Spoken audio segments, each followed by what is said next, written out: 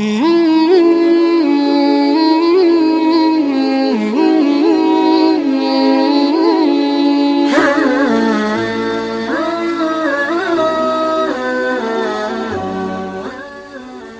gharib muskilah saja. Jadi kalau kita benar bacanya, belajar dengan tajwid, sabar 20 ayat saja. Itu kesananya itu akan mudah. Karena Quran itu unik. Allah itu subhanallah, Allahu Akbar, maha sayang sama kita. Jadi makharijul huruf, ada huruf 29 itu. Kalau keluar itu dibagi 3. Ada yang paling ringan, disebut harful hawa. Itu ada 2, ada yang menyebut 3. Alif, hamzah, ha. Dia nggak ada sekat.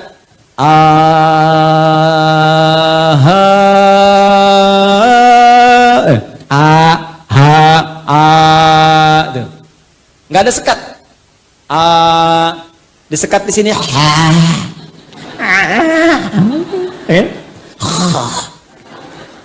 Jelas. Yang kedua itu nanti keluar yang agak sulit. Bok, bok, bok. Walau bok. Tengah-tengah.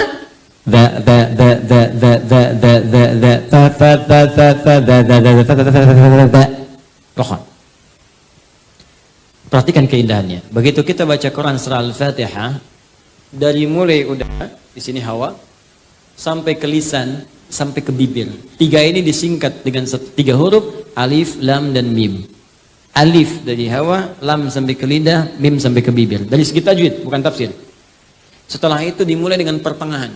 Dha. Alif, lam,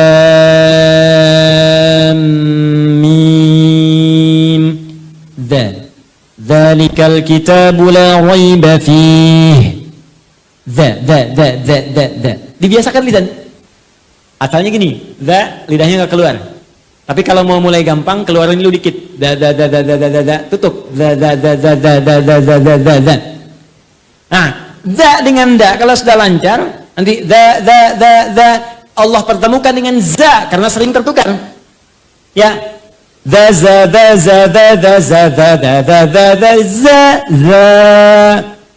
Karena kalau nanti nggak lancar, baca idza aja ketukar-tukar. Azazala. Idza zulzilatil ardu zilzalaha.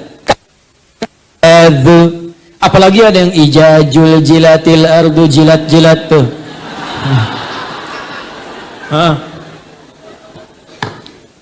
Lihat sini, setelah za-nya lancar, dipindahkan zi. Ayat 3-nya. Alladzina yu'minuna bil ghaib. Dadi. Setelah za dengan zi lancar ketemu za. Alladzina yu'minuna bil ghaibi wa yuqimuna as-salata wa mimma razza. Dadi za. Setelah lancar za, zi dipertemukan dengan zi. Ayat 4. Walladzina yu'minuna bima unzila ilaih. Kalau udah lancar sampai ke 70, 71, oh ketemu semua di situ. Fa, sa, ha, ada semua. Qala innahu yaqulu innaha baqaratul la dhalulu tuthirul arda wa la tasqil harfa musallamatul la syiyata fiha. Qalu al-ana ji'ta bil haqq fadhabahuha wa ma kadu yaf'alun. Kalau udah itu lancar, tinggal gharib muskilah. Makanya kalau Anda ngaji ketemu guru yang ketat, berbahagia, itu tandanya Allah menginginkan Anda mengaji dengan benar. Baca ta'awudz bu, a'udzu a'udzu billah, la bukan la. Masya Allah, 1 jam a'udzu aja tuh. Kalau sudah seperti itu jangan adu ke suami, Bu. Papa ketat gurunya, yang lain aja. Tidak. Anda masih mending. Dulu saya ngaji, pertama kali talaqi, mau ngambil qiraat, datang ke salah satu syekh. Masih untung saya sampai ke Al-Baqarah. Ada teman baru Al-Fatihah. Bismillahirrahmanirrahim. Hasbuk ya bunyi. Cukup pulang dulu ya, nanti kesini lagi. Anda jauh-jauh dari Bekasi ke Jogja, baca bismillah, suruh balik, besok kesini lagi, datang lagi nggak? Ternyata guru itu hanya melihat di mana kekurangan lisannya. Seperti Anda belajar TOEFL. Dilihat di mana kekurangannya. Besok sudah diperbaiki. Itulah qiraat supaya benar, dan saat Anda baca pun berpahala. Satu hurufnya berapa?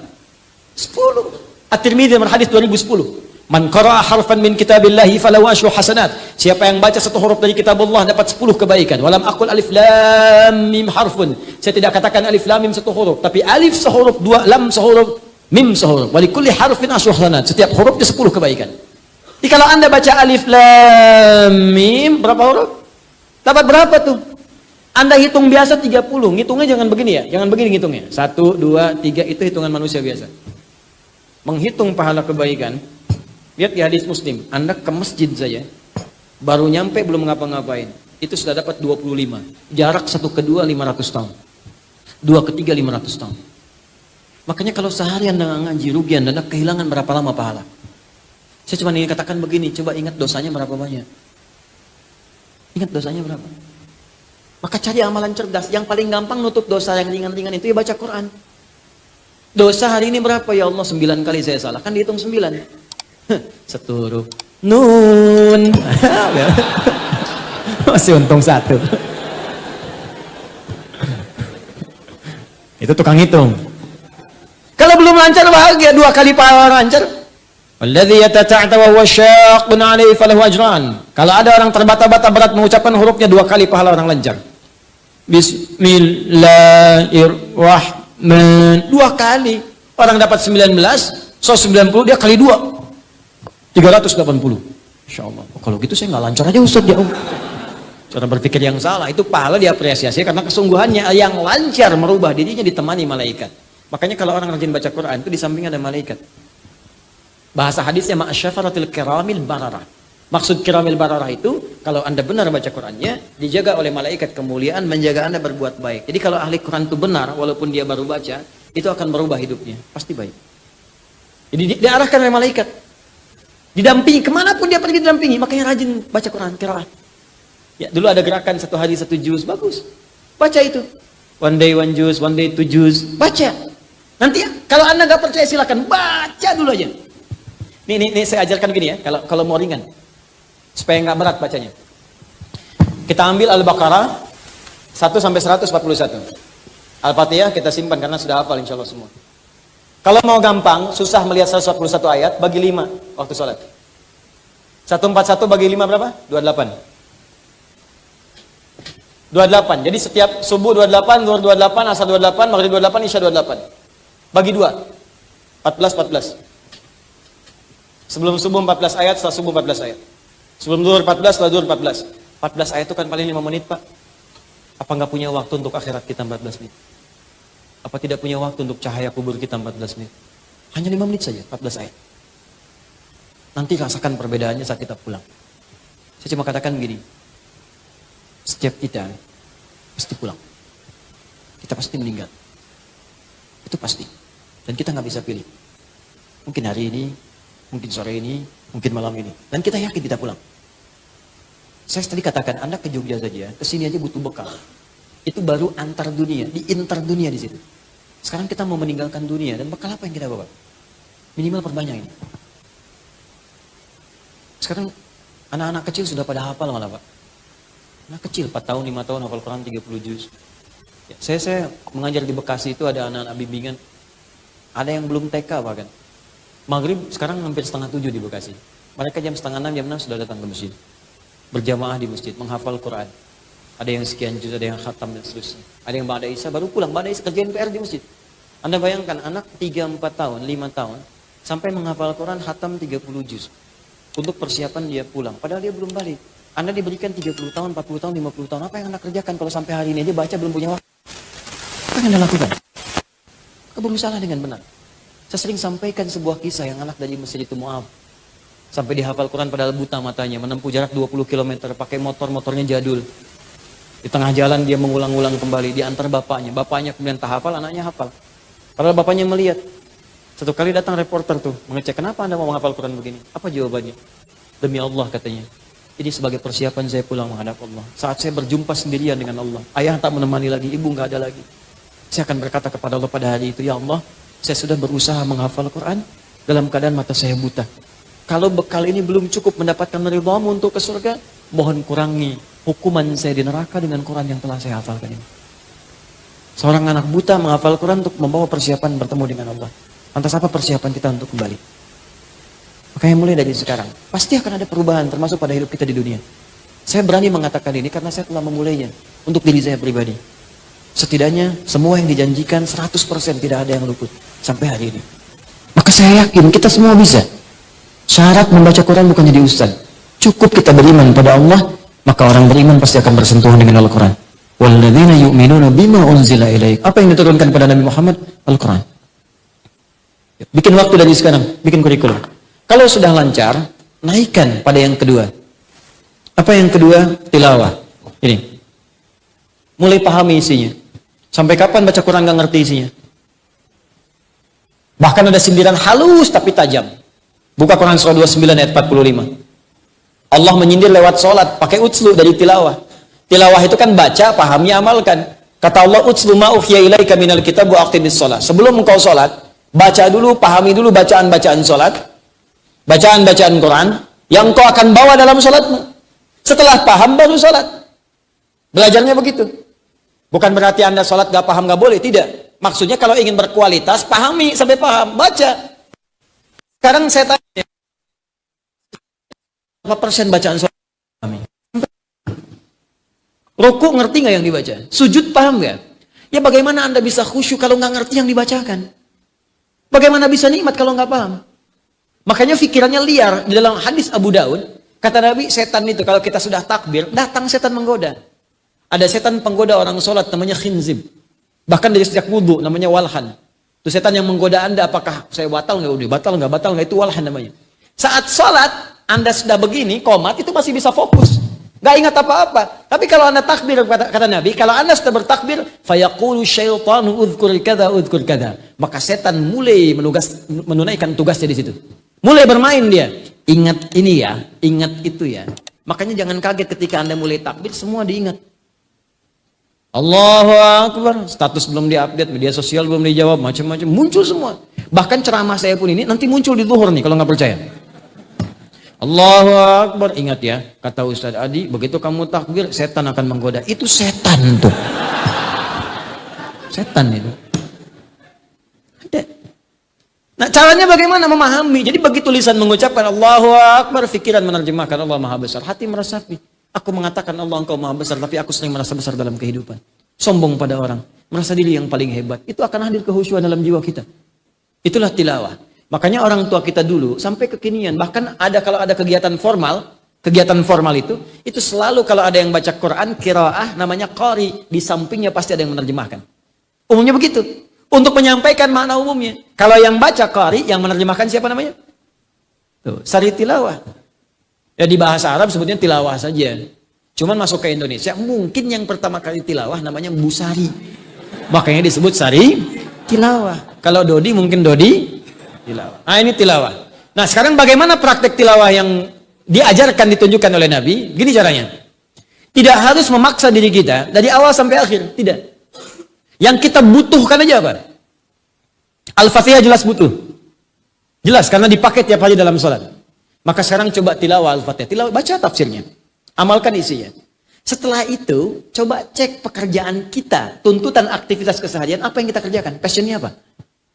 Anda pengajar. Kenapa Anda tidak mengeluarkan ayat-ayat mengajar dalam Al-Quran? Ayat-ayat ilmu. Teman-teman yang kampus, yang kuliah, kenapa nggak keluarkan ayat-ayat ilmu? Pelajari bagaimana cara belajar yang efektif, cara mengingat, cara menghafal. Bahkan kalau Anda benar, Anda akan masuk golongan kelima. Manusia sekarang cuma 4. Cepat ingat, lambat lupa. 1. Agak jarang juga sekarang. Cepat ingat, cepat lupa. Banyak. Cepat ingat, teman-teman sekalian, maaf. Lambat ingat, lambat lupa. Ini lebih banyak. Yang keempat makin banyak. Cepat ingat, cepat lupa.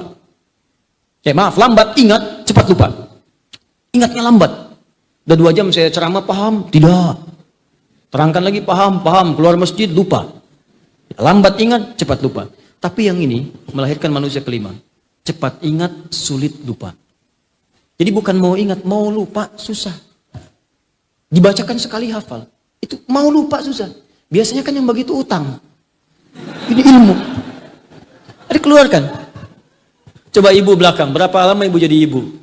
Akhwat, kenapa nggak mengeluarkan ayat-ayat bimbingan jadi perempuan dalam Al-Quran? Apa tugas perempuan? Apa kewajibannya? Sehingga Anda mengerti kenapa saya mesti berhijab. Apa bedanya hijab dengan kerudung? Kenapa saya mengerjakan ini? Bagaimana kalau datang bulan tiba? Apa yang dikerjakan? Ada semuanya. Bagaimana mencari jodoh yang baik? Laki-laki yang baik, suami yang baik. Apa ciri-cirinya? Ada semua. Termasuk antum, ikhwan, ada semuanya. Jadi suami yang baik, ayah yang baik, ada semua. Bekerja ada seperti yang saya bacakan tadi. Kenapa kita tidak turunkan? Yang telah merumuskan itu, sampai didetilkan dengan keterangan nabinya, ini ayatnya, ini hadisnya, ini ayatnya, ini hadisnya. Adalah Al-Imam Al-Bukhari. Dan menuliskan ini selama 16 tahun. Cuman kitab ini sekarang tidak diaktualisasikan dalam bentuk pelajaran-pelajaran detail tematik. Cuma jadi bacaan dan kajian saja.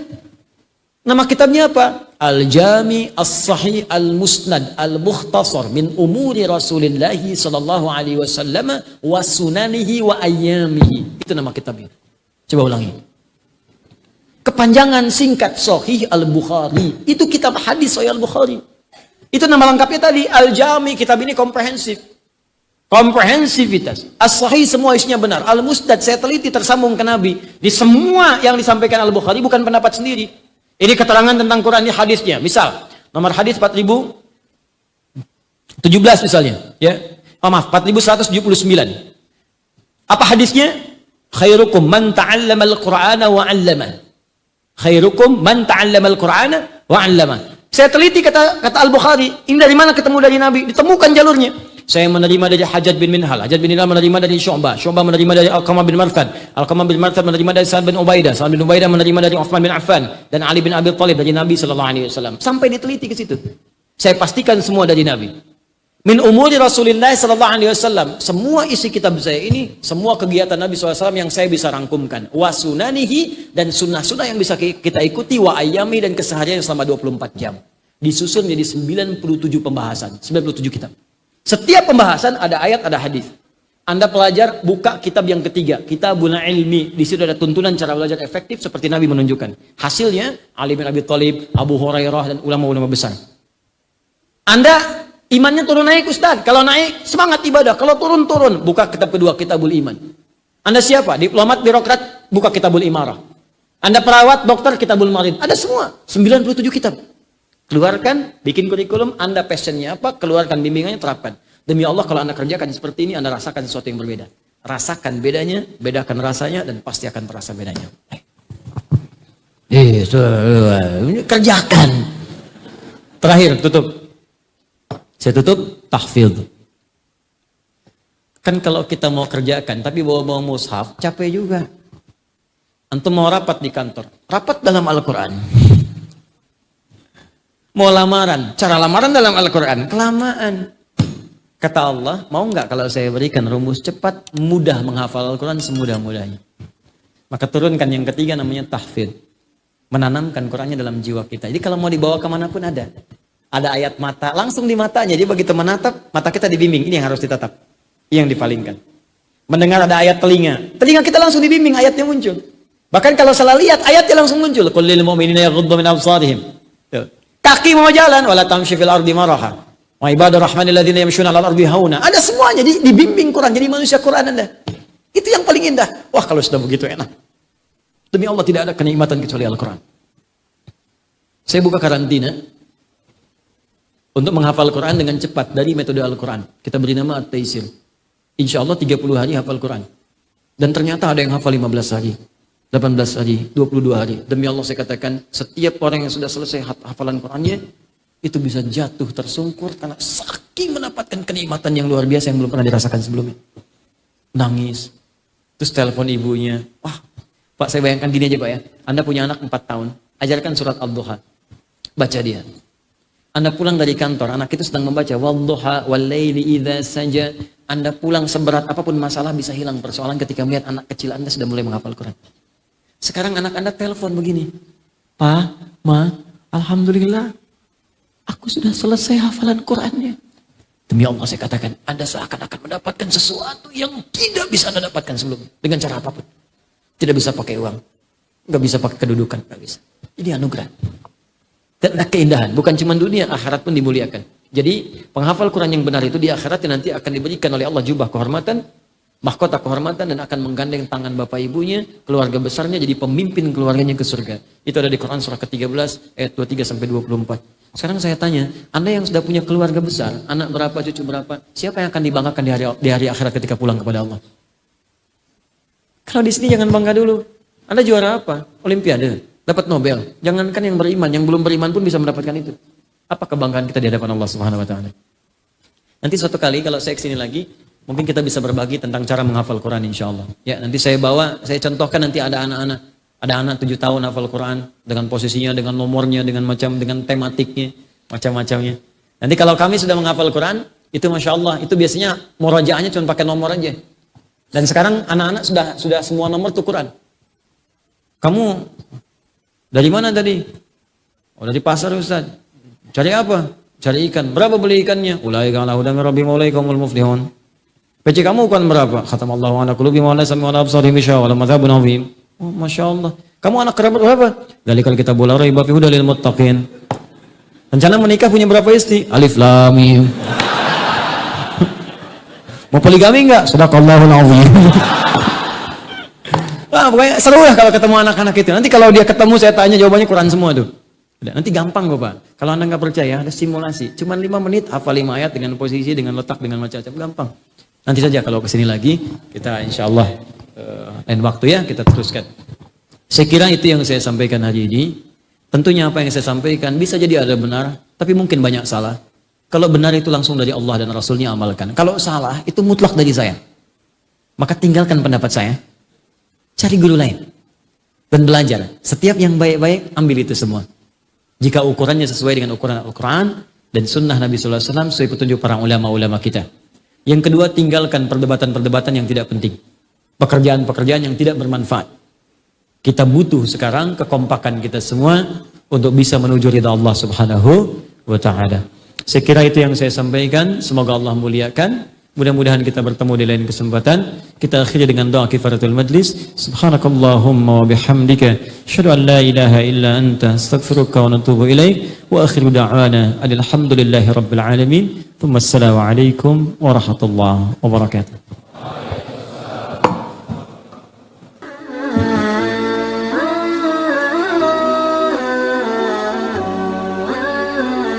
Thank you.